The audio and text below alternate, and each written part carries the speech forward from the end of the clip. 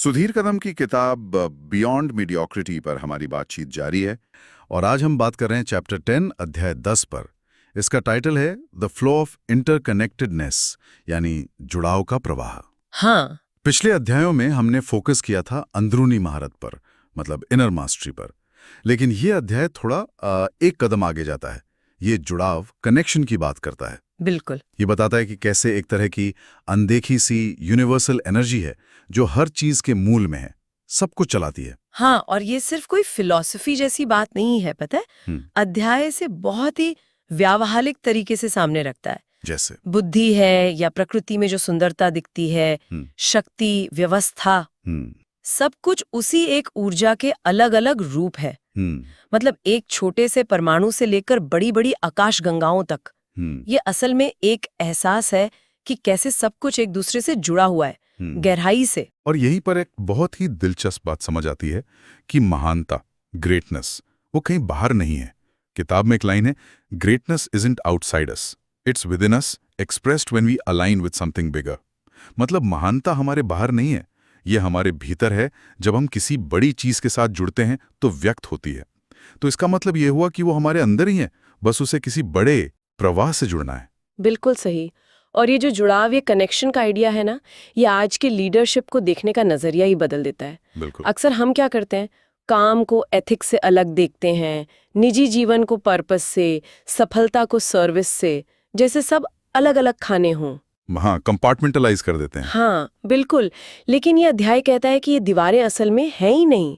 जब लीडर्स अपने काम को प्रकृति के साथ, अपने वैल्यूज के साथ, एक बड़े उद्देश्य के साथ जोड़ते हैं, तो टीम में क्रिएटिविटी, रेजिलियंस, मतलब मुश्किलों से लड़ने की ताकत, और आपसी विश्वास, वो अपने आप बढ़ने लगता है। तो इसके उदाहरण क्या हो सकते हैं डे टू डे में? शायद ऐसे बिजनेस सॉल्यूशंस बनाना जो सिर्फ ग्राहक के लिए नहीं बल्कि पृथ्वी के लिए भी अच्छे हों। हाँ बिल्कुल। या फिर लीडरशिप में ऐसे फैसले लेना जिनसे प्रॉफिट तो हो लेकिन साथ में लोगों की भलाई, उनकी ग्रोथ का भी ध्यान रखा जाए। सही। किताब यही कहती है कि इस तरह का जुड़ाव परफॉर्मेंस को कम नहीं करता, बल्कि उसे और गहरा बनाता है, ज्यादा मीनिंगफुल बनाता है। और कलाकारों के लिए, क्रिएटर्स के लिए तो ये ऊर्जा एक तरह से इंस्पिरेशन का सोर्स बन जाती है। सही कहा। और अध्याय ये भी याद दिलाता है कि ये जो यूनिवर्सल एनर्जी है या दिव्यता कह लें, वो सिर्फ खास जगहों पर, मंदिरों में या पूजा स्थलों में नहीं मिलती। वो हमारे चारों ओर है, रोजमर्रा की चीजों में, उनकी बनावट में, उनकी लय में। अच्छा। हाँ, जैसे किताब में हिमालय की स्थिरता का जिक्र है। वो स्थिरता क्या है? वो उसी यूनिवर्सल एनर्जी का एक रूप है। तो पॉइंट ये है कि universal energy manifest through form and rhythm in everyday life. सार्वभौमिक ऊर्जा रोजमर्रा की जिंदगी में रूप और लय के माध्यम से प्रकट होती है। इसे महसूस करने के लिए कहीं दूर जाने की जरूरत नहीं है। ये बात तो लीडरशिप पर भी लागू होती होगी, है ना? हाँ बिल्कुल। जैसे कोई लीडर जो पहाड़ की तरह स्थिर रहकर टीम को सहारा दे। हाँ, मुश्किल वक्त में। हाँ, या फिर जो रेगुलर टीम मीटिंग्स होती हैं या वैल्यूज पर जो चर्चा होती है, ये सब एक तरह के रिचुअल्स ही तो हैं। एक लय बनाते हैं। बिल्कुल सही। जो टीम को जोड़कर रखते हैं। तो मतलब असाधारण चीजें साधारण में ही छिपी हैं, बस नजर चाहिए। हाँ तो बिल्कुल। और किताब आगे ये भी बताती है कि जहां भी हम अच्छाई देखते हैं, न्याय देखते हैं या कोई पॉजिटिव बदलाव देखते हैं, वहां असल में कॉन्शियसनेस यानी चेतना ही काम कर रही होती है। अच्छा। हाँ, ये एक बहुत पावरफुल सोच है कि सच्ची प्रेरणा या पर्पस वो हमसे शुरू नहीं होता, हम बस एक जरिया बनते हैं उसके बहने का। जैसा किताब में कहा गया है, purpose flows best when it's not about you but moves through you. उद्देश्य तब सबसे अच्छा प्रवाहित होता है जब वो आपके बारे में न हो बल्कि आपके माध्यम से प्रवाहित हो। ये मैं और मेरा से आगे की बात है। ये थोड़ा गहरा है सोचने में कि पर्पस हमसे नहीं, हमारे जरिए बहता है। तो रोजमर्रा की जिंदगी में इसका क्या मतलब हुआ? अपने काम में पूरी ईमानदारी रखना, हाँ, मुश्किल हालात में भी सही के लिए खड़ा होना, या ऐसी चीजें बनाना जो सिर्फ बेचने के लिए ना हो बल्कि यूजफुल हो। बिल्कुल। किताब यही कहती है, किसी की मदद के लिए हाथ बढ़ाना या कहीं अन्याय हो रहा हो तो उसके खिलाफ आवाज उठाना, ये छोटे छोटे काम भी उसी बड़े प्रवाह का हिस्सा हैं। ये परफेक्शन की मांग नहीं है। हाँ, ये भागीदारी का न्योता है। सही कहा। और इसी जुड़ाव और प्रवाह का असर ब्रांड्स पर भी दिखता है।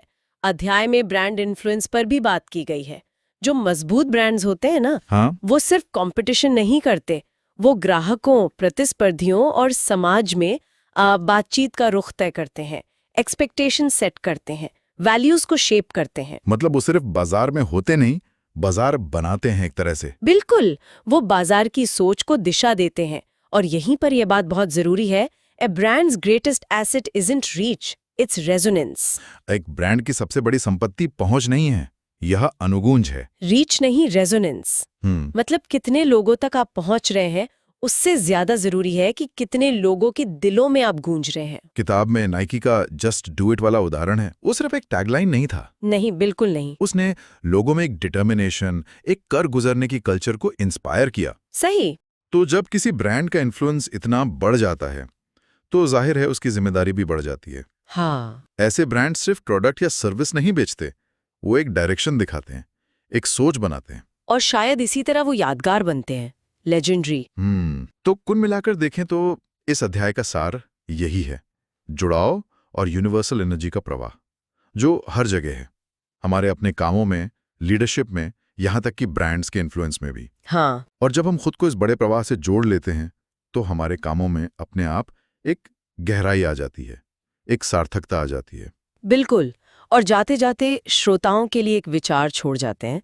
किताब में एक जगह कहा गया है कि ये काम कभी आपका था ही नहीं और हमें बस बड़े प्रवाह के साथ जुड़ना है। हाँ, जरा सोचिए, अगर हम सच में अपने कामों पर से, अपनी उपलब्धियों पर से अपने ओनरशिप की भावना को छोड़ दें, पूरी तरह से। इतनी नई पॉसिबिलिटीज खुल सकती हैं। हाँ, ये सोचने वाली बात है। इस पे विचार जरूर करना चाहिए।